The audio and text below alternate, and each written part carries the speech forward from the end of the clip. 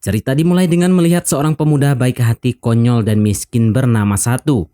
Kenapa baik? Sebab setiap hari Satulah yang mengambil alih seluruh pekerjaan rumah. Mulai dari nyuci piring, buat sarapan, ngusir kecoa, ngusir tikus-tikus kantor. Intinya serajin itulah Satu. Meski penampilannya agak culun terlebih memang karena latar belakang ekonomi juga, tapi ia sangat bertanggung jawab dan setia orangnya. Sebenarnya cita-cita besar Satu, ia ingin menjadi seorang pengacara. Tapi karena hambatan ekonomi keluarga, mau tidak mau harus nyangkut di rumah. Terlebih ayah ibunya juga tidak memiliki pekerjaan yang jelas. Untungnya keluarga mereka dapat warisan tempat tinggal yang cukup memadai dari kakek Satu dahulu. Ada satu hal yang perlu kita ketahui dari Satu. Memang ia sangat terkenal rajin bahkan jagonya meracik teh di masyarakat sini. Tapi dialah satu-satunya pemuda tertua di Gujarat yang tidak nikah-nikah. Sementara anak tetangga-tetangganya sudah pada asik berdendang ria di kamar sebagai suami istri.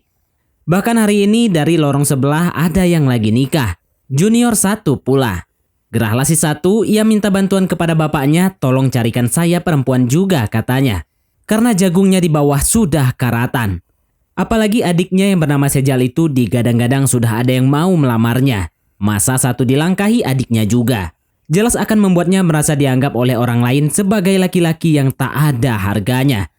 Padahal sebenarnya pernikahan bukanlah ajang perlombaan atau akibat tendensi moral dari masyarakat. Apalagi si Satu ini sama sekali tidak memiliki pasangan. Bahkan sampai sekarang diketahui ia tidak pernah pacaran, entah karena memang tidak ada yang naksir sama dia atau mungkin ada alasan terselubung. Karena itu setiap hari Satu mendengar emaknya ngomel menggerutu. Satu, sampai kapan kau mau seperti ini? Hanya dalam rumah, dan rumah. Jika kau tidak punya pekerjaan di zaman sekarang, mana ada wanita yang mau melirikmu, kata emaknya Satu. Asal kalian tahu ada rahasia besar Satu yang tidak pernah ia ungkit-ungkit ke keluarganya. 1 tahun yang lalu saat ia berkunjung ke acara Gerba Pandal di Ahmedabad, Satu melihat seorang gadis yang sangat cantik dan anggun sedang bernyanyi dan menari di acara Gerba Pandal tersebut. Dan sejak pandangan pertama itulah hati Satu meleleh, jiwanya bergetar hebat seolah melihat-lihat sang bidadari mempersembahkan tarian untuknya. Saking meronta-rontanya si Satu kala itu, tatapannya tak dipalingkan apapun kecuali terus menatap sang gadis bernyanyi. Selesai acaranya, Satu cepat-cepat stay di belakang panggung menunggu sang gadis keluar. Tahu-taunya kita lihat dia sedang diajak foto oleh para fansnya. Entah ya artis atau anak siapa. Satu yang tidak ingin menyia-nyiakan kesempatan emas ini, ia mencoba menghampiri si gadis dengan senyuman lebarnya. Dengan sikap kepedean melontarkan beberapa pujian. Hei Nona, aku suka tarianmu, sikapmu, wajahmu, keanggunanmu, antingmu, rambutmu, bokongmu. Semua yang kucari pada perempuan ada pada dirimu.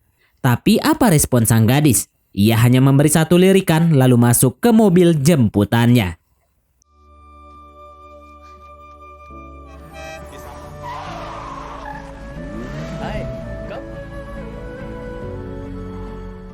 Sakit karena cemburu adalah hal tersulit bagi seorang lelaki. Tapi satu hal sejak pertemuan itulah yang menjadi alasan Satu kenapa tidak ingin nikah-nikah dan tidak melirik perempuan lain sampai detik ini. Dirinya telah tenggelam oleh pandangan pertamanya terhadap gadis yang bernama Kata Kisen Kapat. Dia memiliki seorang pasangan bernama Tapan.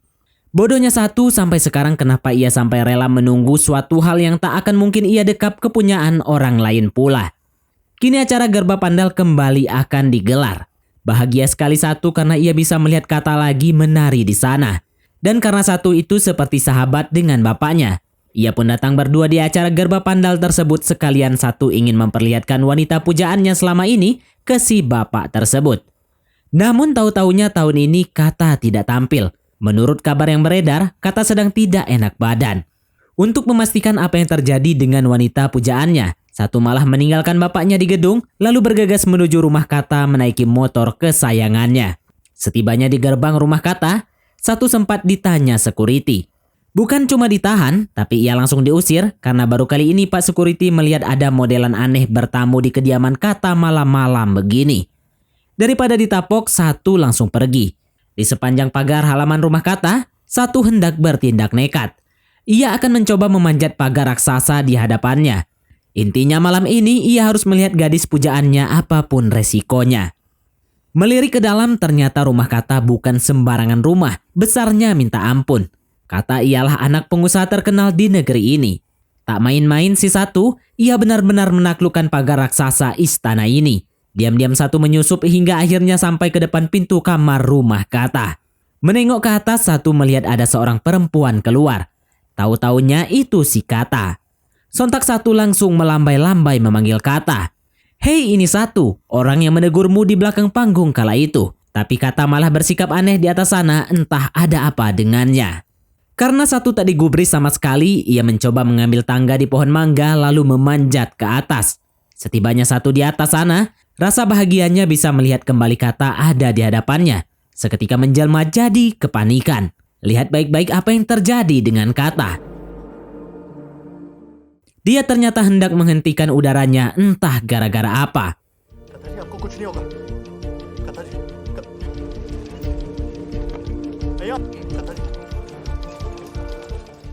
Untung saja tak terjadi apa-apa dan kondisi Kata sudah baikan.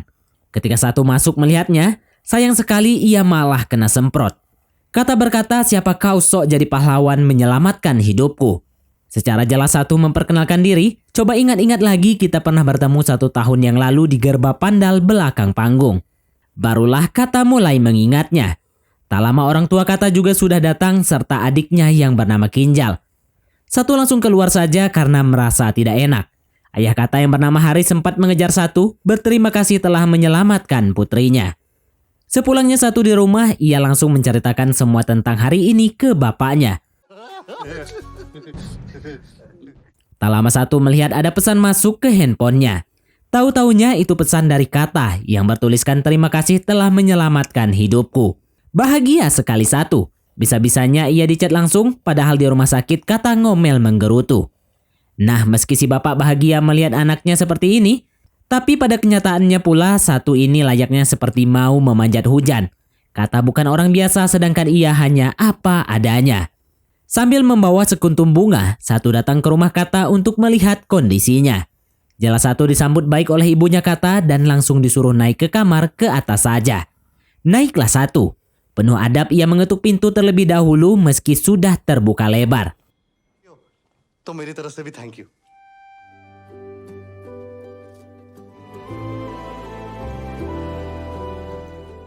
Sesimpel itu pertemuan dan kebahagiaan Satu. Yang jelas ia sudah memberi bunga dan melihat wajah Kata, itu sudah lebih dari cukup untuk hari ini. Tapi sebenarnya ada satu kejanggalan besar terselubung. Apa sebenarnya yang melukai mental Kata hingga nekat mau memutus udaranya? Padahal materi berlimpah ruah, cantik oke, apakah ini semua ada sangkut pautnya dengan Tapan pacarnya yang tidak tahu kemana sekarang? Semuanya masih penuh tanda tanya besar. Di esok paginya ketika Kata masih hadir dalam mimpi Satu, seseorang datang bertamu. Siapakah dia? Tahu-taunya adalah orang tua Kata. Datang sepagi ini, jelas ada hal penting yang ingin dibicarakan oleh orang tua Kata. Sangat di luar dugaan, tujuan Haris dan sang istri kemari yakni karena ingin melamar Satu untuk putrinya Kata. Mendengar itu, dada Satu hampir meledak saking tak percayanya. Bahkan Satu mengira jika ini masih dalam mimpi, padahal kenyataannya yang sangat tak disangka-sangka. Lagi pula ini akan menimbulkan perdebatan hebat pastinya. Kenapa ini semua terjadi begitu cepat dan tak masuk akal? Entah ada apa dengan Kata sebenarnya hingga ayah ibunya sampai nekat datang melamar orang miskin seperti Satu ini. Pada intinya ini seperti keajaiban dahsyat untuk seorang Satu. Ibunya juga sampai heran melihat putranya Satu dilamar oleh pengusaha terkenal di negeri ini. Setelah semua kesepakatan itu selesai, kini Tuan Haris dan istrinya pamit pulang. Di rumah ternyata mereka berdua baru memberitahu putrinya Kata jika habis datang ke rumah Satu melamar. Ada apa dengan keluarga Kata sebenarnya? Atas lembar silet itu mau tidak mau Kata harus mengikuti perintah ayahnya. Sampai akhirnya tibalah hari pertunangan Satu dan Kata. Senyum kebahagiaan Satu tak terbendung. Apa yang selama ini ia impi-impikan sudah ada di depan mata. Meski Satu juga sangat menyadari jika Kata amat terpaksa dalam perjodohan yang tak terduga ini. Satu melihat air mata Kata nyaris menetes. Saat acara tunangan dengan Satu berlangsung, lelaki yang jelas-jelas tidak Kata sukai bahkan kenal pun tak sepenuhnya kenal. Singkat kisah, acara pernikahan Satu dan Kata telah selesai digelar. Kata kini telah diantar ke rumah suami dan mertuanya di Gujarat, diiringi adat istiadat dan ritual pernikahan. Setibanya Kata di rumah Satu, ia sempat pelangap-pelongo melihat kondisi seisi rumah Satu. Jelas sebab rumahnya di sana beratap emas berlantai marmer. Apalagi kedepannya Kata akan menetap di sini. Sebagai pengantin baru, kini sang suami telah mengantar sang istri untuk melihat kamar pribadi mereka. Itu terletak di lantai 2. Lampu-lampu hias menuntun langkahnya sebab ini adalah malam bulan madu yang sepertinya akan membara. Luar biasa si Satu. Sampai hari ini ia masih perjaka. Itu artinya jagungnya tidak pernah ia celup dan akan Satu persembahkan untuk istri tercintanya. Tapi karena Kata nikah bukan atas dasar cinta, Kata malah membelakangi terus, bahkan pura-pura tertidur. Lalu jika kita perhatikan secara teliti wajah Kata di sini, ia seperti diam-diam menyembunyikan trauma besar. Tak terkecuali kehampaan telah dinikahkan dengan laki-laki yang tidak ia sukai. Nah, saat memasuki sepertiga malam, tidak ada kejadian apa-apa. Malah kita melihat Kata belum tidur-tidur, justru ia merasa resah, jengkel karena ternyata Satu hobi ngorok orangnya. Kata benar-benar tidak nyaman dibuatnya.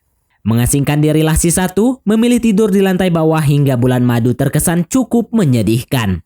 Meski Satu sudah berusaha semaksimal mungkin mencari cara agar tidak menengkur lagi, mulai dari internet, YouTube, konsultasi ke dokter, tapi semuanya tidak ada yang berhasil. Malah ngoroknya tambah ngebas. Betul-betul setiap malam suara itu membuat Kata risih tidak bisa tidur. Sampai-sampai kata-kata yang keluar dari mulut Kata mulai tajam dan meminta Satu agar tidur di bawah saja. Meski hati Satu terluka, tapi ia juga ingin memperjelas. Satu berkata, "Hei Kata, kau ini istriku. Bukan sebuah dosa jika aku tidur di sampingmu.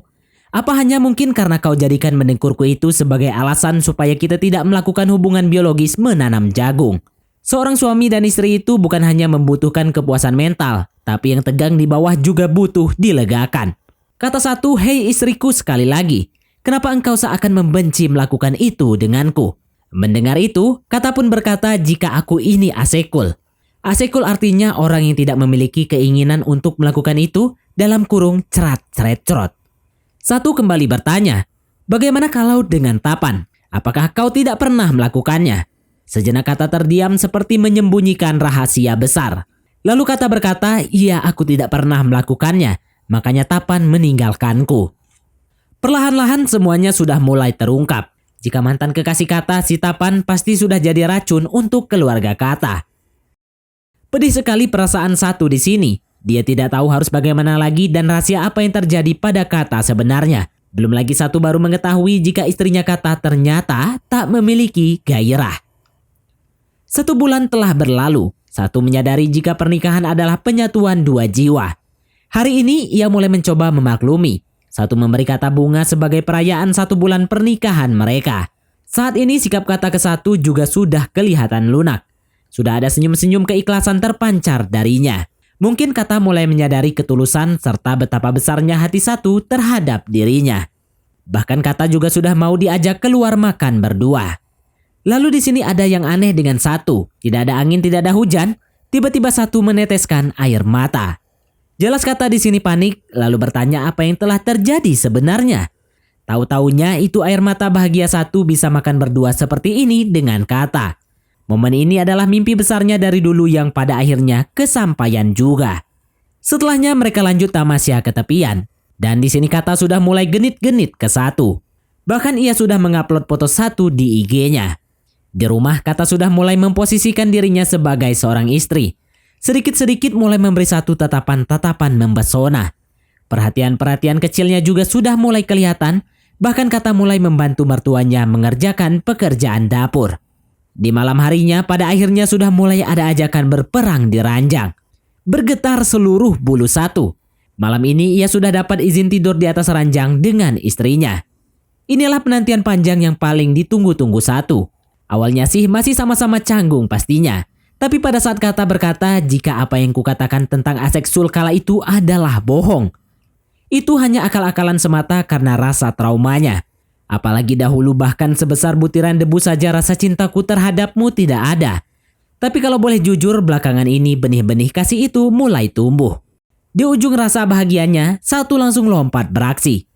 Kata sebagai seorang istri telah memasrahkan dirinya menikmati setiap hembusan napasnya.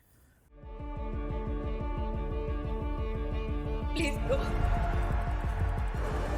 Please, Tapan, no.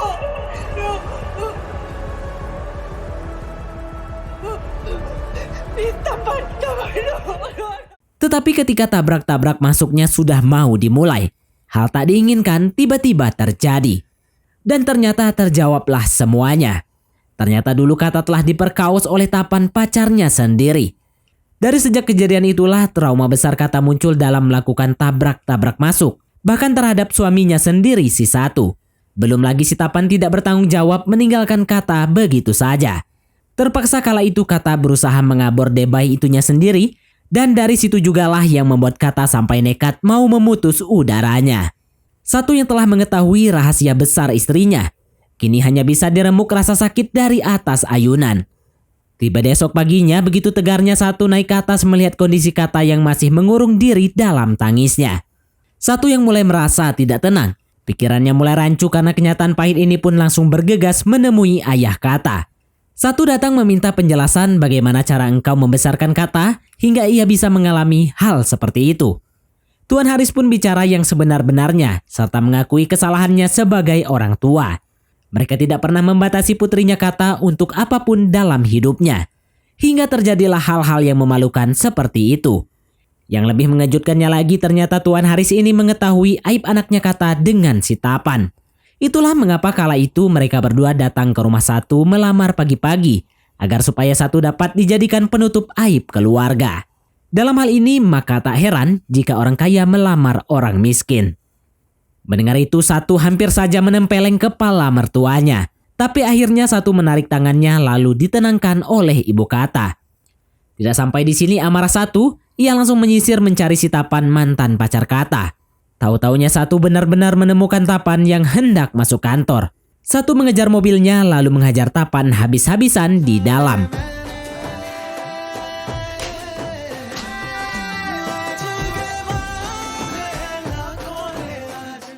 Betul-betul amarah Satu meluap. Hingga semua pegawai di sini gemetar melihat kebrutalannya. Sampai-sampai Pak Security terhambur saat berusaha mencegah Satu.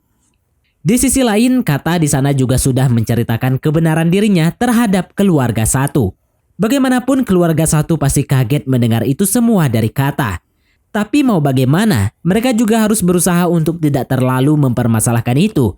Sebab siapa yang bisa mengubah masa lalu seseorang? Yang terpenting sekarang ialah kita harus pahami kondisi mental Kata atas kelakuan keji si Tapan terhadapnya. Mau dibesar-besarkan juga tidak ada gunanya, sebab itu adalah aib besar. Kedewasaanlah yang diperlukan di sini, bukan amarah dan ego. Tak tersadar kita telah tiba di penghujung kisah. Pada akhirnya semua telah diterima dengan pemakluman. Yang salah dimaafkan, yang buruk diperbaiki. Banyak sedikitnya rezeki itu wajib dirayakan dengan syukur. Layaknya Satu dan Kata sekarang telah lapang dada menerima takdir hingga hidup mereka dipenuhi kebahagiaan. Sementara si Tapan telah diborgol Pak Polisi atas kasus pemerkosaan terhadap Kata. Dan film pun tamat.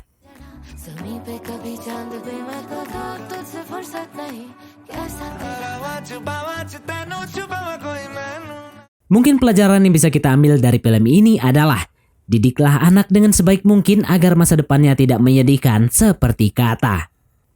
Oke baiklah, mungkin sampai di sini saja teman-teman untuk alur cerita film kita kali ini. Terima kasih buat teman-teman yang telah mengikuti alur cerita film ini sampai selesai. Sekian dari Mimin, sampai jumpa di konten berikutnya.